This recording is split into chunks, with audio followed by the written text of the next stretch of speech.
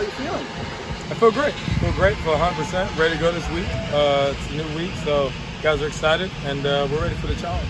What happened on the last play you were in there the other day? Yeah, Garb got his call. It was his time, and so I just had to get out the game and be the best teammate I can be. So were you no injury or? No injury.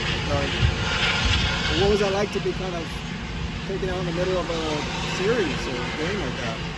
The competitor in me is a little frustrated, but understandably so. We have a great backup as well as the rest of the guys in the quarterback room, so I couldn't be more happy with how those guys played and how they executed the offense on Saturday for sure. You practiced that no-look shovel pass? I have not. So it's just like the hurdle. It's all instincts, and I'm glad Keaton could be there to make a play for me. So. How far in advance does Chip usually give you guys notice? Obviously, Zach didn't play. How far in advance do you guys usually know how much your playing time will or won't be for a given week? I have no clue. Again, I'm focused on the game and doing my thing on the field. So when my number's called or when Ethan's number's called, we have to be ready for it. And that's how it's always been, and I think that's how it always will be here.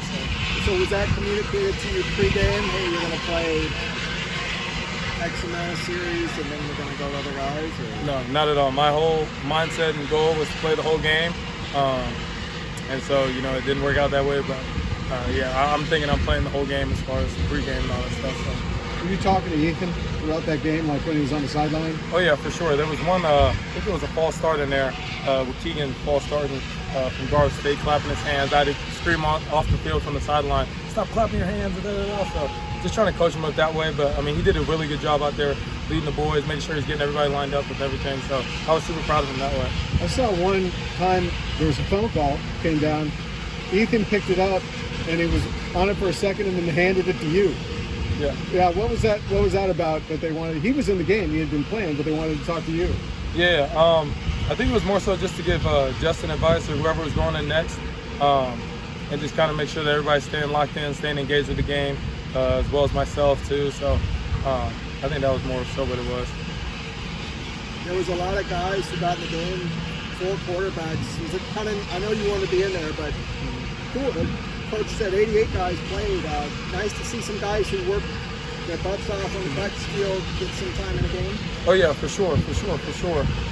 Especially the guys like Ari, Deshaun Morrell, Christian Grove, guys that really work hard every day, come here with the same attitude, and just put the work in constantly, especially guys for scout team that finally get a chance to play, for their parents to see them play in the Rose Bowl.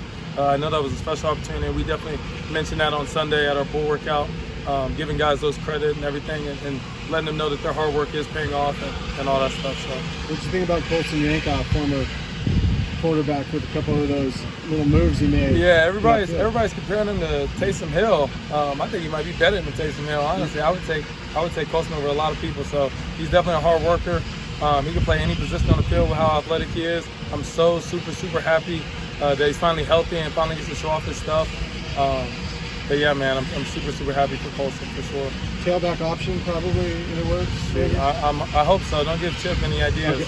Okay. South Alabama has looked good. They beat Central Michigan. He put up, I think, 44 on Oklahoma State. So, big test this week, actually. Oh yeah, for sure. That whole conference has been doing their thing this past week. So we know the challenge at hand. They're a really good team, got a really good defense, a really good scheme on that side of the ball. And so we got our hands cut out for us. They run a lot of twist games up front, so the offensive line's going to have to communicate really well. And we got our hands cut out for us in the secondary for sure. So. And Chip's mentioned, that jump from game 1 to game 2 is a big one for a team. Yeah. Offensively, where did you see the bigger jump made, and where do you still see work to be done? Yeah, I think the biggest takeaway was settling down early in that game. We were rolling pretty early with the pass game, as well as the protection and all that stuff. So I think that was the biggest takeaway from the offensive side. I think the things we still got to clean up is just the MAs every once in a while, being as consistent as possible on a day-to-day play, on a drive-to-drive basis, and being able to keep the ball consistently moving. We want to score every time we touch the ball, whether it's a field goal or a touchdown, but primarily a touchdown. So we got some things to clean up that way so we can finish some drives down in the red zone for sure. So is it fair to say that you actually were available in that game? Yeah, you can say that. Yeah, I was available. All right. Thank you. Thank you guys. Appreciate it. Thanks, Dorian.